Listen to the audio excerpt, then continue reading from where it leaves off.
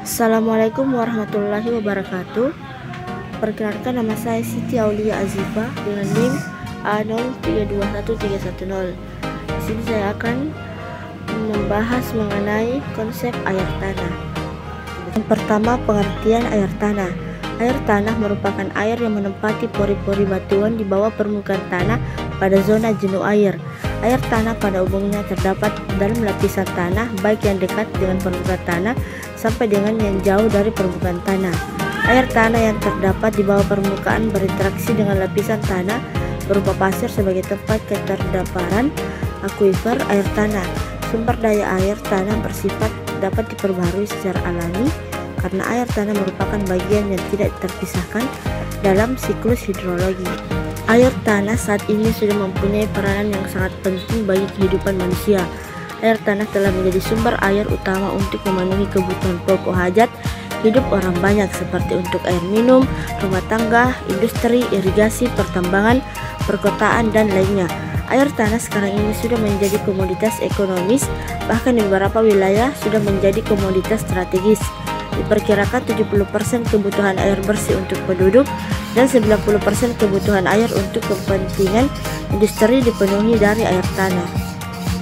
Yang kedua, pemanfaatan potensi air tanah. 1. Kebutuhan air tanah untuk jangka panjang berdasarkan perkembangan pemanfaatan air tanah yang telah ada. 2. Model matematis kondisi hidrogeologi lokasi pemanfaatan. 3. Perencanaan pemanfaatan air tanah dalam kurun waktu tertentu yang tidak menimbulkan dampak negatif. 4. Kuantitas pengambilan air tanah yang sesuai dengan daya dukung alaminya. Berikut gambar memaksimalkan potensi sumber air ada pada slide yang tertera. Selanjutnya, bahaya penurunan air tanah. Pertama, menurunnya ketersediaan air bersih, yang dimana penurunan air tanah mengurangi ketersediaan air bersih untuk kebutuhan sehari-hari termasuk keperluan minum, pertanian, dan industri. Yang kedua, pertanian terancam, yang dimana penurunan tingkat air mengakibatkan kesulitan dalam irigasi tanaman, mengurangi hasil panen, dan meningkatkan ketergantungan pada teknologi irigasi yang mahal.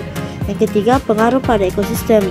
Pengaruh pada ekosistem itu penurunan air tanah juga mengancam keberlangsungan ekosistem dan keanekaragaman hayati. Kurangnya air tanah dapat mengakibatkan penurunan keanekaragaman hayati dan bahkan kepunahan spesies.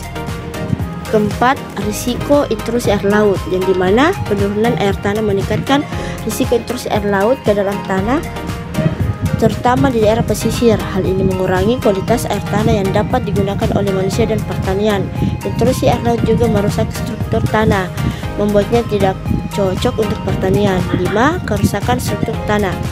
Air tanah juga memegang peran penting menjaga struktur tanah.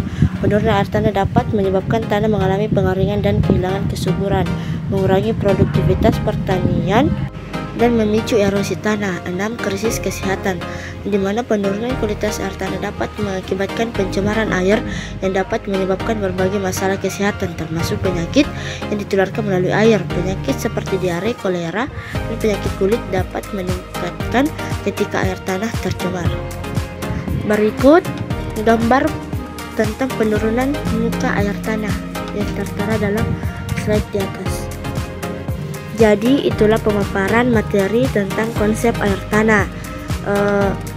Sekian dan terima kasih. Wassalamualaikum warahmatullahi wabarakatuh.